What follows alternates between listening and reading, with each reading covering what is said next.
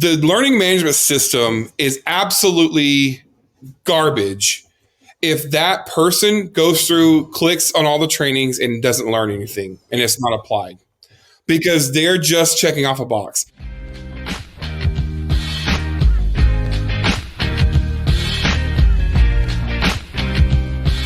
Welcome to the Student Housing Insight Podcast, where we are putting you in touch with the people who bring student housing to life. I'm your host, Wesley Dees, and joining me today, once again, is our co-host, Adam Yarber. Hey, Wes, it's been a while, man. It's good to be back on. Well, hey, it was good to have you on a couple of weeks ago, and excited to have you here today. And yeah, you found a little bit more time on your hands here recently with the recent layoff. There's a lot of folks out there right now that are having to deal with layoffs. And I've been in that situation. And what you're doing now is what I kind of escape to, which is just find something I can keep myself busy and keep myself, as far as this industry, because I'm very committed to it, keep myself in there. Right. Yeah. And so I appreciate you doing that. Yeah, no, I mean, it's exciting. This world, this industry that we're in is a huge community. It's a small world, but there's so much community around it. And I will just say, just some shout outs to the people that I've made connections with over the many years in this industry, because a layoff is never fun. I mean, I know a lot of folks are going through that right now, but the support that I felt from folks, from industry partners, from folks at other management companies, from you and folks at Student Housing Business, I mean, it really did soften the blow in a lot of aspects. So I'm keeping in the game. Student housing, like you, is something that's somehow it's in my blood. We all fall into it, but we fall in love with it. And so I'm happy to be here with you and just excited to jump in. Well, yeah, I reached out earlier this week and just said, hey, let's record something this week. And you said, well, what about? And I said, what do you want to do? You came back with learning and development, and that was something that in your previous position, a lot of that fell on your shoulders. So I want to talk about that. And you and I have had conversations in the past, and I think we had some conversations in Cincinnati a few years back when we were doing our regional summit. And I've always appreciated the angle and the perspective that you bring to it. I can tell that in and of itself is something that you're passionate about as well.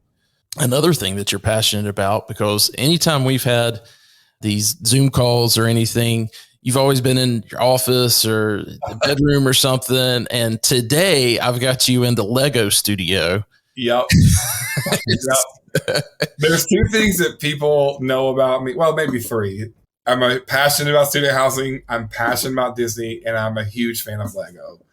So I don't know if y'all are watching or seeing, but you can see some of my Lego in storage bins behind me. It's impressive, man. I mean, we were talking about this beforehand. Of course, I've got a 7-year-old son at home who loves his Legos, but I can't get him to be that organized with it. I mean, it's 2:30 in the morning when I have to run to the bathroom or something. That's when my feet find his missing Legos. Well, they're on a mission. They're on a mission to get up under your feet and you step on them. I truly believe that. But it's something you mentioned that I've never even thought about was when we're talking about learning and development and things that we can use, and just talking about Legos. That's actually been something that you've used. And I think that's fantastic if you want to share it with everybody. Yeah. So, I mean, for years, going back to when I was a community assistant, actually building training plans for new community assistants coming on board, or hiring, or team building exercises, I've always used Lego. There's something that brings down folks' guard when they're playing with Lego. Some people feel it might be childish, but it really does break down the barriers. It puts everyone kind of on the same field, no matter what kind of education or background or experience you have. Lego brings folks together, and that's in life, in business, doesn't matter. There's a certification you can get, which I'm actually in progress. I'm almost finished with it. Just got to do my practical, but it's called the Lego Serious Play Method. And the idea there is that you're taking really abstract concepts, thoughts, maybe difficult decisions that the team has to make, and you're putting them into tangible things that people can see and touch and feel with their hands. And it's been fascinating for me to just kind of learn the methodology. I was like, I've used Lego for years in my training. Why not get the certification? So I have the backing from it. So I'm a huge fan of it. There's so many different ways you can use the bricks in training, in team building. I've used it in hiring community assistants or folks, because you get to see how folks interact and just how they can think on their feet. So it's a great tool. And I think that what that does is it speaks to the different types of learning styles. Some folks can sit and listen to a podcast and gain a lot of insight. Some folks can read a book. Some folks need to be tactile with their learning, and touching and manipulating the bricks can actually help them retain information so much better. So it's a great tool. Obviously, it's a big passion of mine, so it's really cool that I can integrate that into the method. Well, I love that you were talking about, basically giving, I don't know if you said this or I just envisioned this, but basically kind of giving a bag of Legos to a team or whatever and saying, okay, build an apartment community. Yeah. That's so relevant, and thinking how I would even approach that. And depending on who else was at that table with me, mm-hmm. my reaction may be a little bit different. There's sometimes where I'm going to lead that, and there's sometimes when I'm going to step back and let somebody else lead it. That tells you so much. And I guess whoever is maybe in a regional manager position or something like that, if they were to do that with their site teams, it'd probably give them a lot of insight into who can lead the group, who can play particular parts. So I think that's fantastic. There's so many different things that you can do, even remotely with Lego. I've never done this personally, but I know other folks who have bought a small set and sent the parts to someone else, and they kept the instructions. And it's a communication exercise where we're going to get on the phone and I'm going to tell you how to build this thing without you being able to see it or even knowing what it is. Yeah. There's lots of really cool things there. There's so much insight you can gain from watching folks interact with one another. Like you said, you can see who's going to kind of be on the sidelines, who's going to step up and take charge. It really brings out the ability to see how folks can navigate challenges. Mm-hmm. That's one of the things I always do usually. It's not just, build an apartment complex, but it's like you've got to have 3 amenities. You have to have a defined tour path.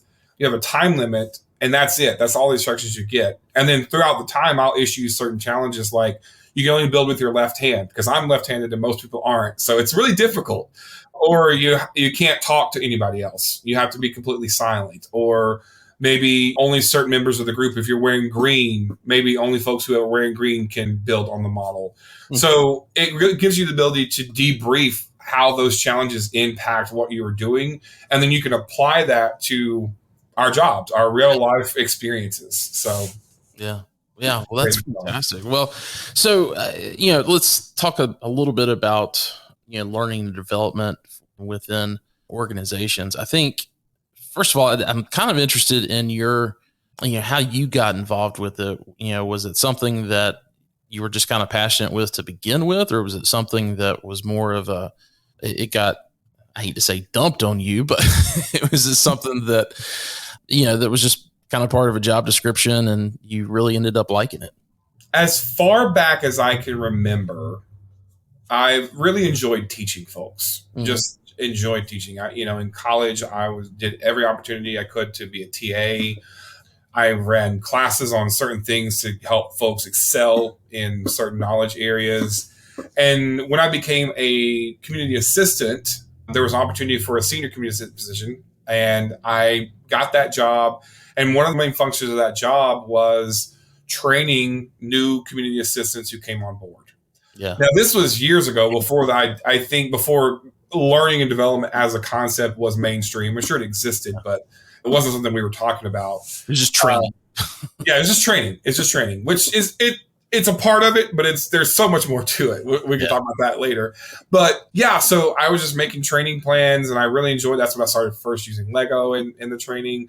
And then it was a part of every role that I had going forward from there.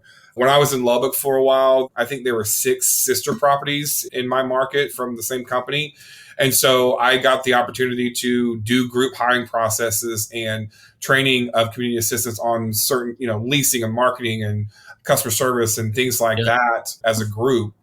And then at my previous role, I was onboarded maybe 2 weeks before I got on the plane and flew to my first training. So it was something that's always been a part of that. And then when the idea of learning development kind of started becoming mainstream in this world, that was the division I was in. So it was just kind of natural that I was kind of helping form that. We had a VP of training and development and a VP of learning development, but we worked so closely together on learning the things, learning about what is this and figuring it out and how do we do this and how do we do it well. Learning management systems, course creation, learner models, like all those things. There's a lot of technicalities or technical things to it that go beyond just creating a good PowerPoint presentation. Yeah. It continued to be a passion of mine. I like reading books. I like distilling that knowledge and giving it to someone else. It gives me thrills to see someone excel in their job because I've helped them learn something new and helping them develop into a great employee. So I was reflecting the other day. I was driving to Dallas and I was just reflecting about my career and just kind of where I've come from and just the growth that you see as an individual. Yeah. Right. You're just kind of that, I guess I would call it the self-actualization part of Maslow's hierarchy of like getting to that point of like realizing like, oh, I'm actually pretty good at this. And I actually have learned a lot about this and I can help people with it. So it's been really cool. That sounds like a humble brag, but. Well, no, yeah. And I completely get it from the standpoint of kind of taking pride in helping someone achieve something that, maybe they didn't even really set out to achieve, but it was part of the job description or whatever. And, they ended up really enjoying the process and taking pride in the success that they had. And I'm not exactly sure why I went to college other than that's just what my parents told me I had to do. And I'm not that way with my kids. I'm just kind of like, look, it's a lot of money.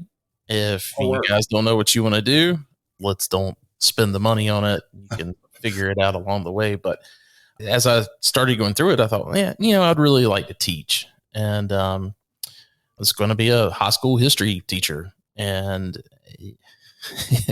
I got into some of my clinicals and stuff and was just like, no, this is not where I need to be. Not so much from the standpoint of I enjoyed teaching.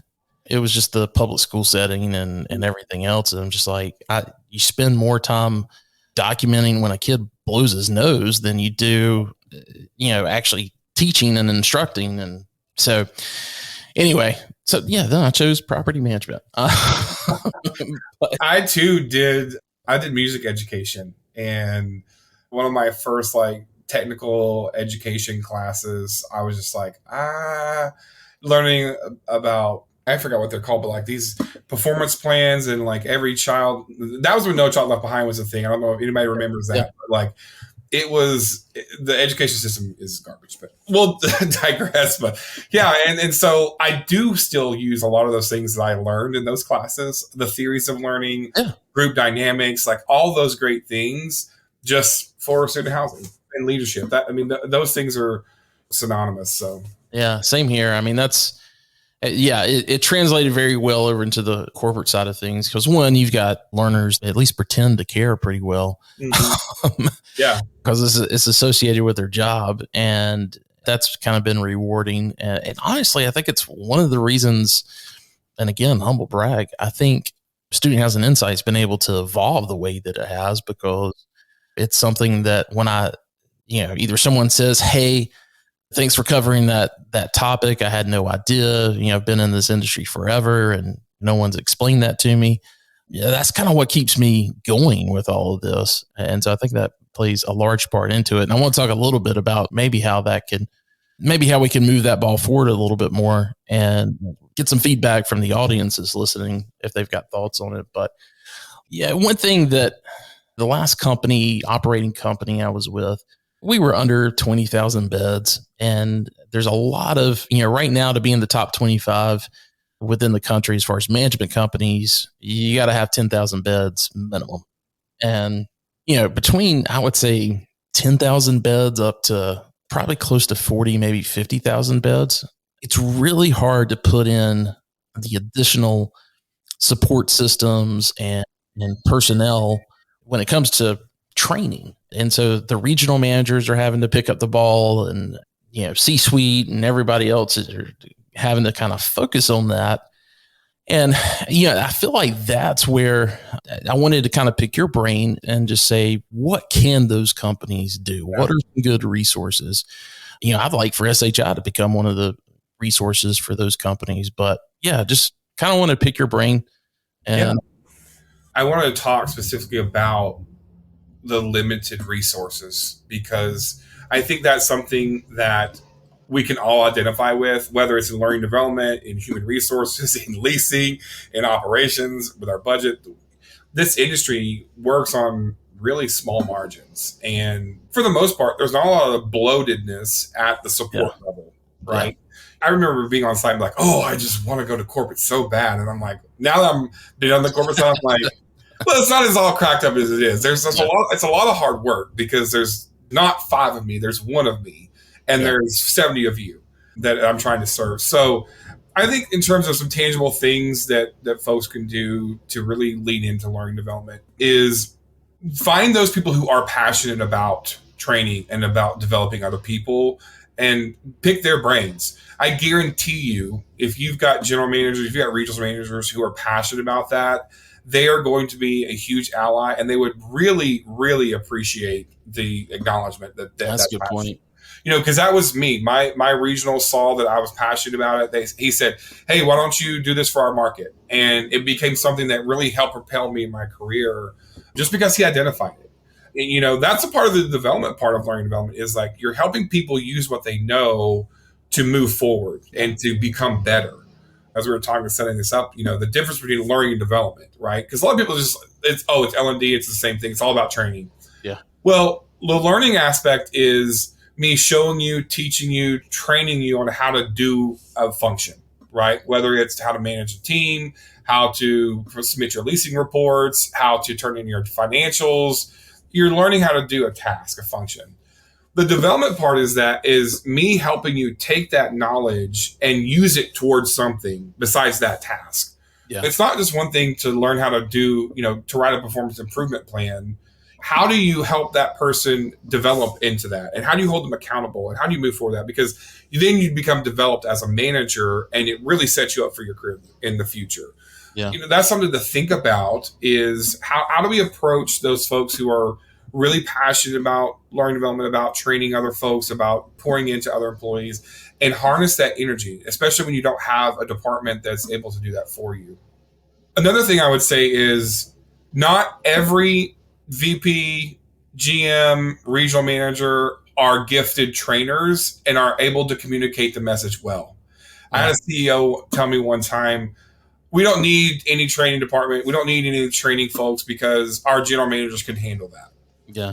And I was blown away by that, because you can be a great general manager, but completely incapable of training someone else how to do that and to replicate it. And then that same GM is the one they're doing everything. Yeah. And that's the thing, that general managers, you generally manage a property. And they'll never, and look, I understand it. And if you're that GM out there listening to this and you're like, oh my God, that's me, do understand it will handicap you when you do move into a regional position, because at that point, it's not about what you can do. It's about what you could train other people to do, what you can inspire other people to do. So that's a great point. Yeah. Well, and I think too, a lot of times we look at learning development and we say, it's just the skills that you need to do your job, right? It's just the things we're checking off the box, right? Yeah. Did I turn in my Intrada reports? Do I know how to countersign a lease? Do I know how to update the rates on the website? Do I know how to do X, Y, and Z? But there's so much more to that. And I think for years and years and years, I think people know me for the most part as the experience guy. Like, it's all about the experience, right? Yeah. And I really focus in on the resident experience. And that was a lot of my background. And while I'm not deviating from the message, I am changing the message up a little bit from that and putting the emphasis on the employee experience, because I personally believe if you get the employee experience right, if you get the right people on the team, if you give them the resources, the tools, the ability to do their job well, you hold them accountable and then let them show you what they're capable of. It's going to filter. Everything else is going to filter out. There's a local juice company here in Austin. I was talking to the president of it recently, And we were talking about the customer experience, and he said, how are you going to give a great customer experience if your employee experience is crappy? Yeah. Right? If you're not having a great time, if you're not happy to be at your job, then how are you going to make someone's day? Right? Yeah. How are you going to go above and beyond for them? So the learning development aspect of the employee experience is what I would call critical. I am lumping in the onboarding process in learning development. I knew usually that's kind of a subset of human resources, but I really believe that that falls under the learning development aspect, because from day one, you've got to start assimilating this employee to your culture, to your way of doing things. I was talking to a leasing director recently, and we were just talking about, like, for example, your leasing agents, right? I mean, in this industry, we acquire properties, we sell properties, we take over new management contracts. You're always getting some kind of new employee. And odds are that employee has worked at 2, 3, maybe 4 other management companies. Mm-hmm. In theory, that person knows how to sign a lease, right? They know how to give a tour of their property. They know how to put in a work order in the system, or whatever. There are certain functions in their job that are just standard across the board. But what they don't have when they become a new employee of your company is your company's expectations, and what you expect them to do, or how you expect them to do it. Because we all know this, not every management system is the same. It's set up the same. You have the same settings. You have the same function. Every database is going to be different. Every expectations of ownership groups or, senior management is going to be different. Yeah. And so from day one, it is the company's responsibility to, in some ways, help that person unlearn those old habits and restructure those specific tasks around how they do things at that company. And I think part of that too is really getting into the heart of the company, the culture of the company. What is the purpose and the values of that company? That was one thing that I was really big on at my previous management company was, what do we believe in? What are we trying to do at the end of the day? And I believed every single person who worked for us, no matter their role, whether they're a community assistant, a marketing assistant, the CEO, the maintenance supervisor, everyone needed to understand what our mission, vision, and purpose were. Mm-hmm. And I do think it's important to have those memorized and to know them, because that's a touchstone for that employee to realize, like, I am with this company now. I'm a part of this. I'm part of something bigger. Yeah. And so that helps you strip away the old things. I think there's none of us who've ever transitioned a property and then come back 6, 10, 12 months later and been surprised that employee is still doing things the way they used to do. We get frustrated by it. We get surprised. But that's a failure on our part to get them assimilated to our culture, to our expectations, and then hold them accountable to it.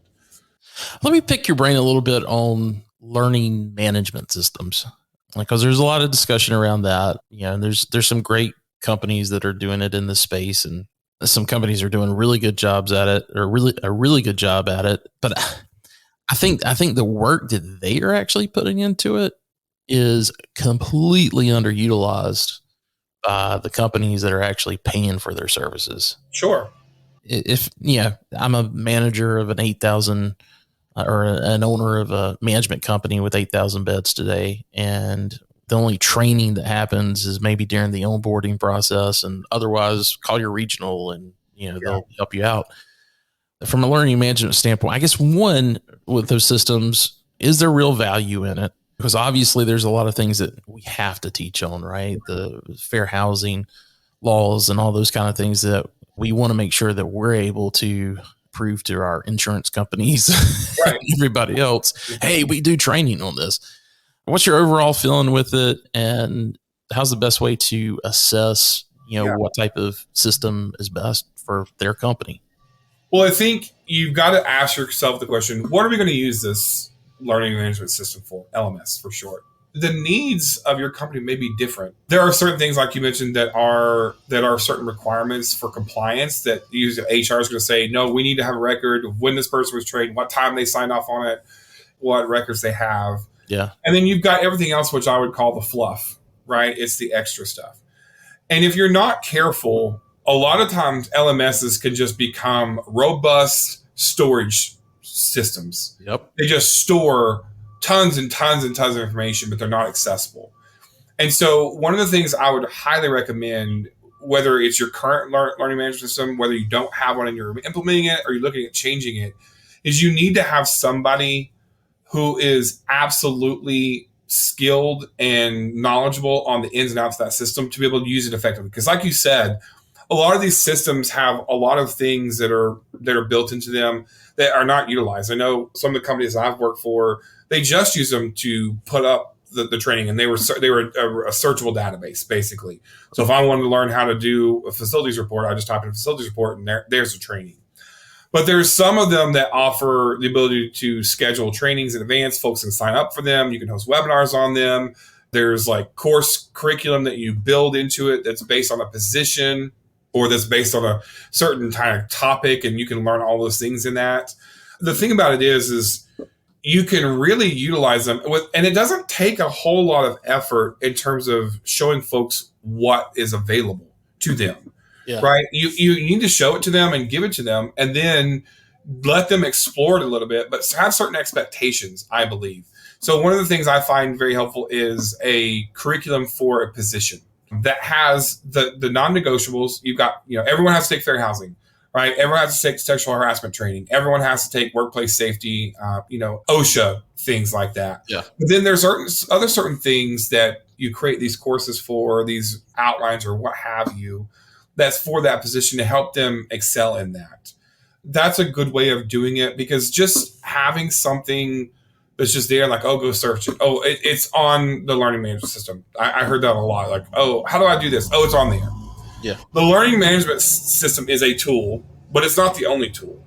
And I think that's important to keep in mind too, is that you can't just use it as a crutch for someone. It's there because again, I'll back up a little bit. I think it's important to remember that there are different types of learning styles. And so like just saying, hey, that's on our learning management system and expecting someone to just go read a document or watch titular training, it's doing a disservice to that person because you're just expecting them to go, to do that. And I think that's part of the role as managers, whether it's general manager, lease manager, regional manager, vice president of operations, what have you, is to kind of walk that person through that.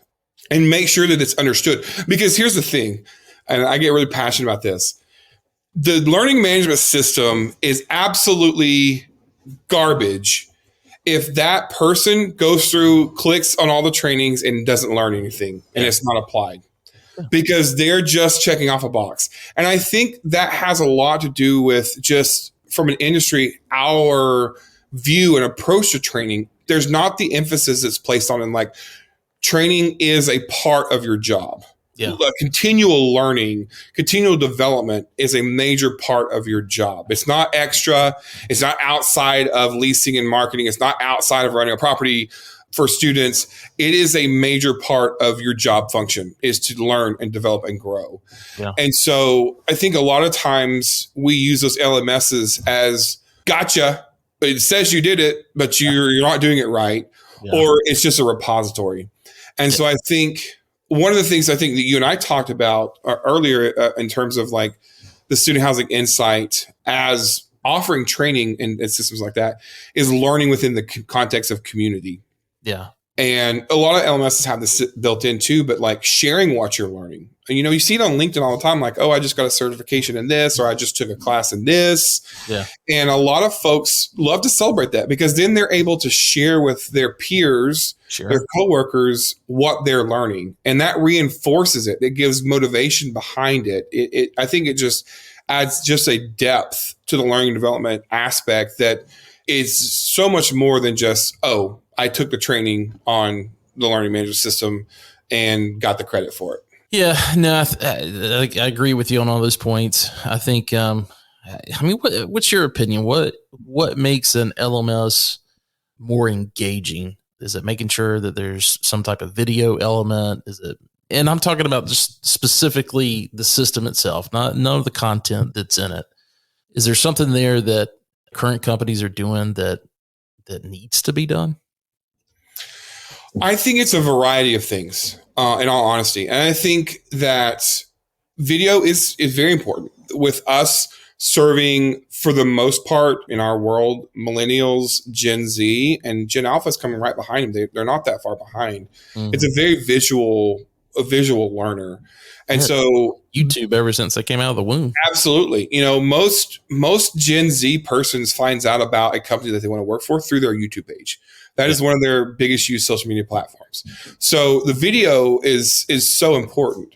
But gone are the days of setting up a camera in the back of the room, doing a training in person and recording that and just slapping it on your LMS. Because they're not going to sit through an hour and a half training on accounting procedures. Things need to be broken down into bite-sized pieces. Yeah. But there also needs to be a specific standard of how those things are done. I would recommend in a written format. At my previous, management company, we call those policies. We had a policy for how to, for how things are expected to be done. And there was a procedure that went with it that showed how to do it.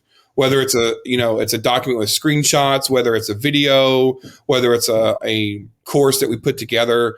But I think the most effective tool is a diverse tool in that you're not just putting video up, you're not just putting written content up, you're not just putting audio files up. You're doing a lot of those different things for each thing you want to do. And think outside the box too. TikTok trainings are becoming a thing, right? Where there's, they're 30 seconds or something like that. We're seeing a lot of success in that. Webinars like Lunch and Learns are a great opportunity as well for those things that are important. But, you want to have people to join them, but, maybe you don't want them to have to put an hour on their calendar for a training, but maybe they do have that time during lunch where they can eat and engage as well. So creativity is the key. Two things you just said there that I kind of want to pick your brain a little bit on. One, how important is it for that LMS to actually have like an app version? So someone can, like you said, with, from a TikTok standpoint, this isn't the easiest thing to do in TikTok, but you could certainly do it on a YouTube channel where you've got a library there that somebody could search, right? Yeah. Should that be what a company does? Or, should it be involved with a LMS that we got to make sure that they've got an app version of their platform? So the likelihood of your general manager sitting in their office and be like, oh, I need to refresh myself on XYZ procedure and going to their phone and searching it there, I think it's pretty low. That's a personal opinion of mine. However, when you look at the mobility of our jobs, a lot of times it's not just sitting in an office, right? We're walking the property. We're, going to the leasing manager, we're talking to the bookkeeper, we're talking to the maintenance supervisor. And I think the ability to pull up things like a policy procedure on your phone really quickly and show that to them, or like, hey, I'm going to send this to you, I think is really cool. And it's a great feature.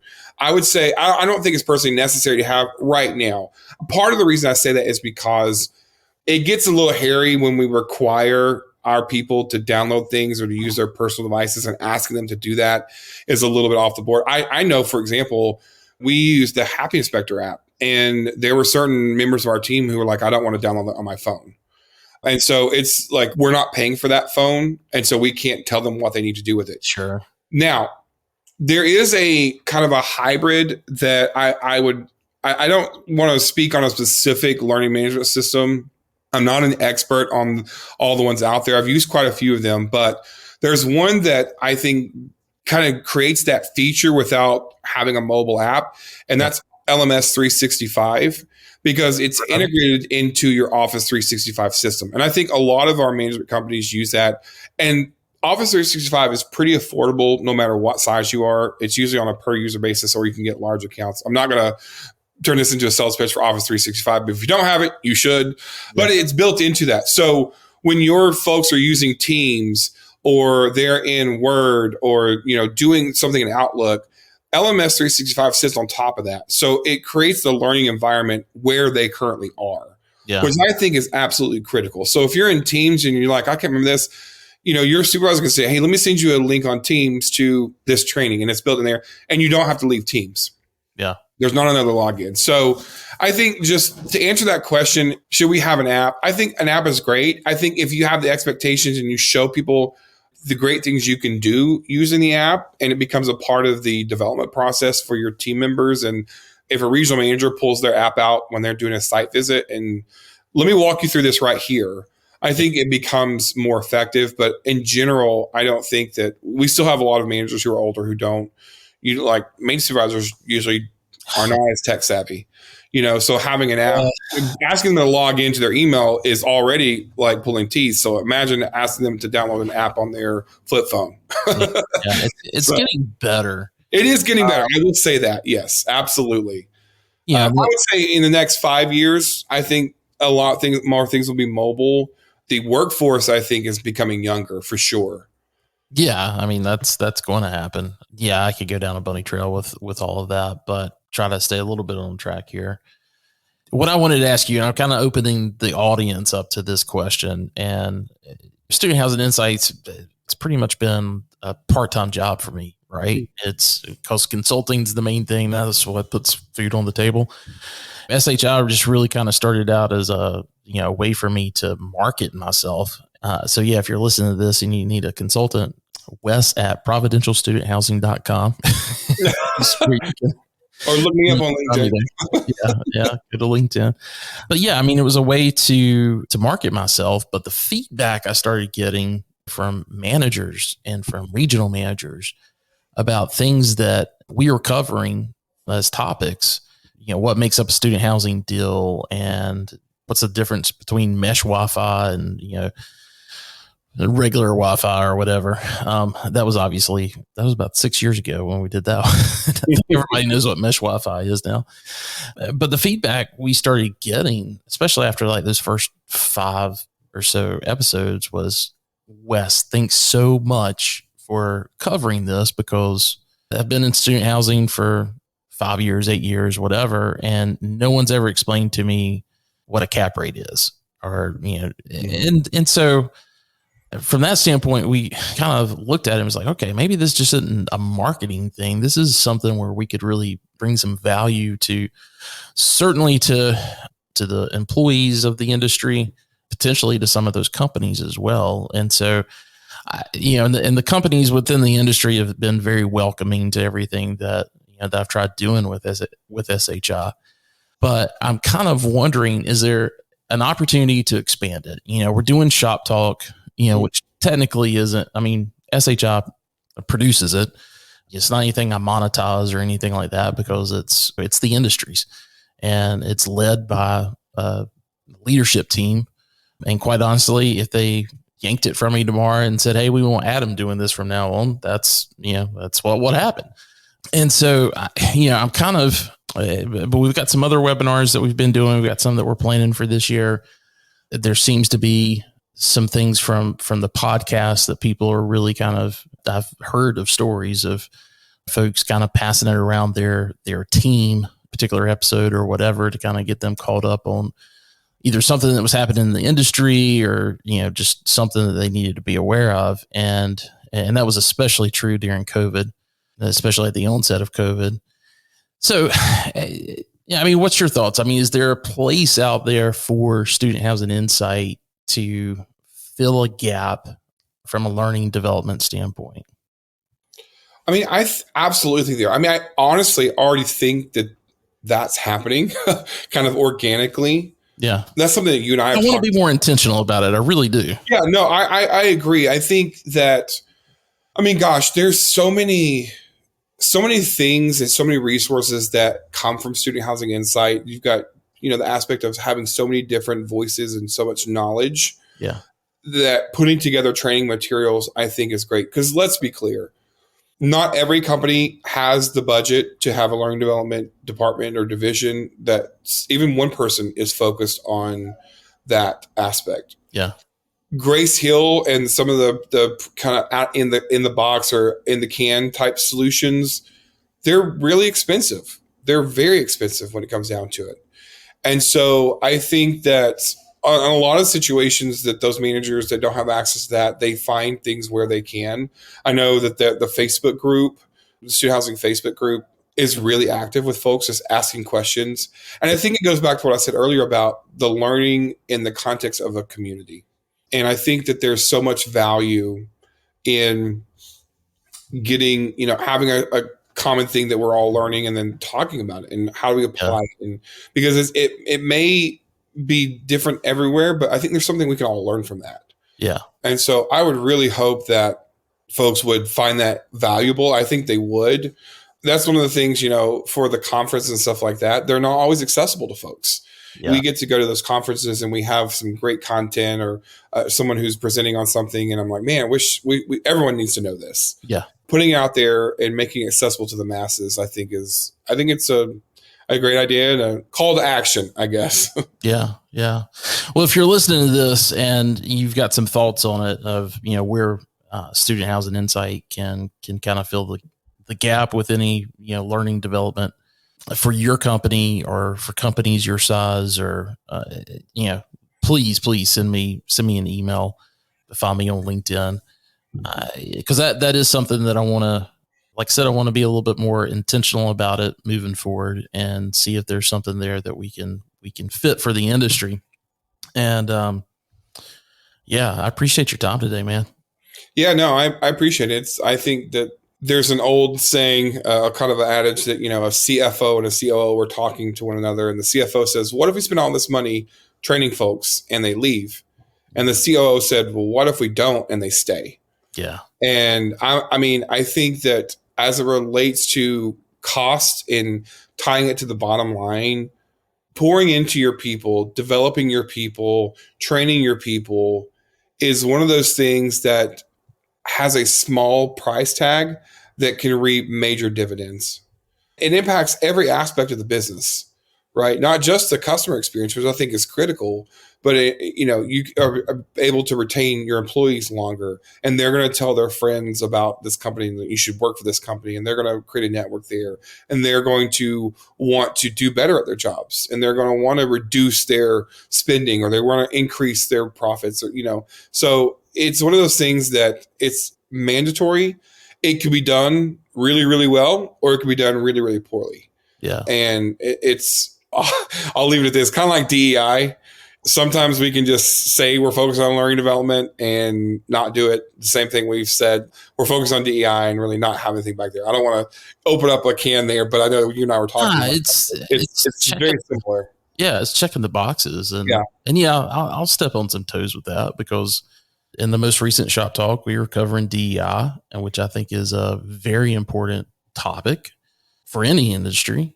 And it's something that I felt like the student housing industry took by force, or whatever you want to call it. Back in 2020, everybody started putting these focus groups and task force and committees together. And I've seen some really great movement and improvement in, what they've done. And I don't want to push an industry to be passionate about something. I mean, that should just happen, right? But every month, Shop Talk has gotten larger and larger.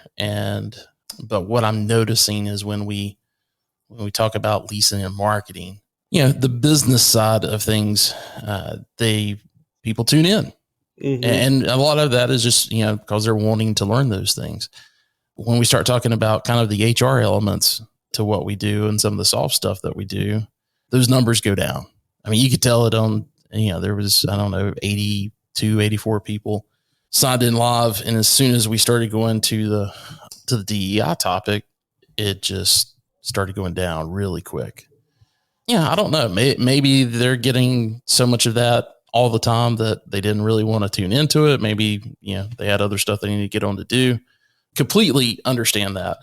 But same thing with learning development. I think a lot of folks see it as checking a box. Yeah. And, let's get back to, getting more management agreements, which.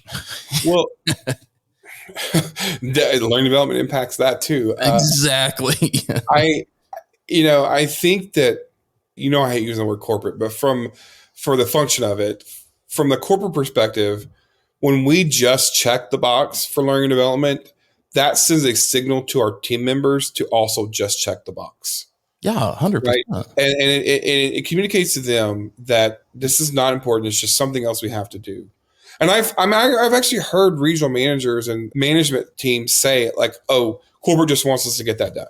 Yeah, and they forget you're a part of corporate. Like you're a part of that. Like this is not something that some overlord has said this is a good thing. This is for your benefit. This is for the company's benefit. This helps us. It keeps us safe. It gives you better knowledge, helps you do your job better, and you can make more money, right? Let's just call it what it is. So you can't get mad at employees when they're checking the box if that's all you're doing. Yeah, no, 100%. I think this has been good, man.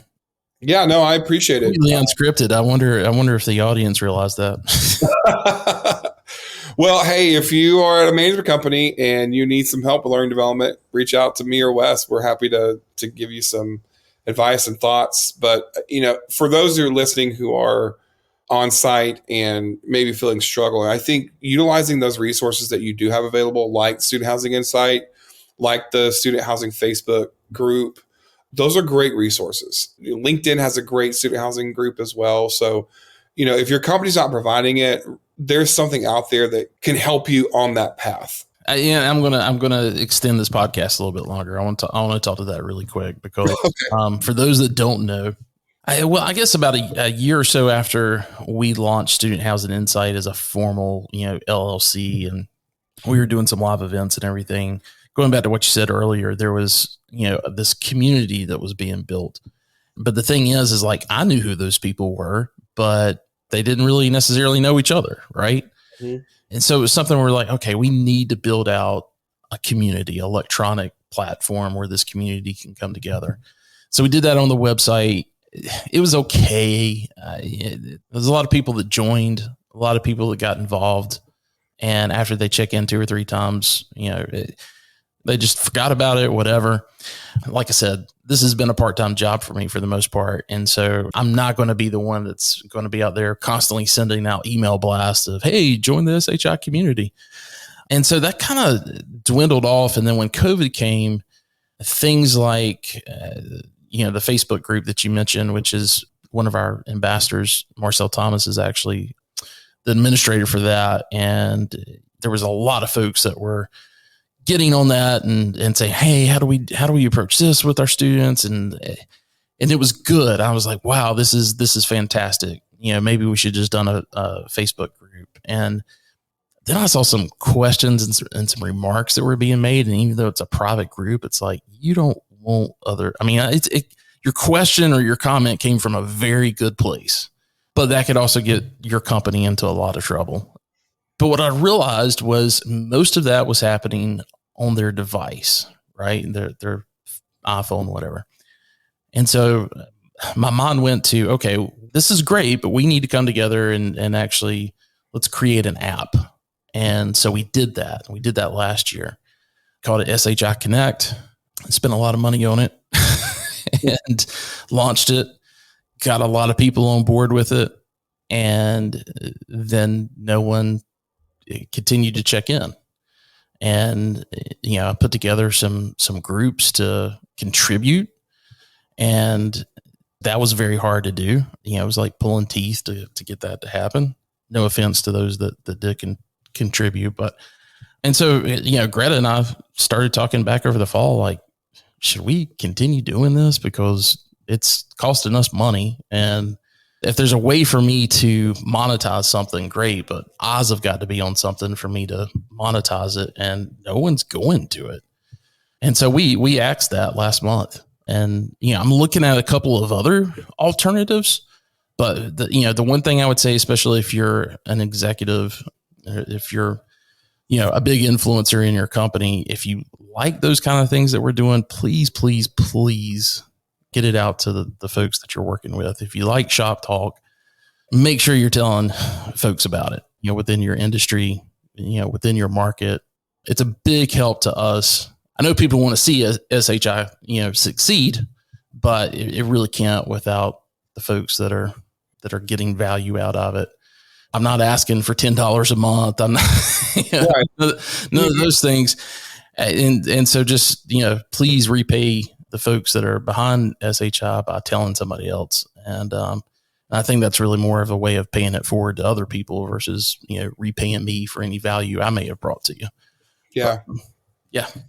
I know that you and I had talked about SHI Connect before and that you were on the fence. So I that's why I didn't specifically bring it up. But I think It's a great tool. And, I would echo the sentiment of, for those of you who are in management companies in a place of leadership, is getting the word out there, because the more educated your team are, the better they're going to perform, right? The more this industry is so small as it is.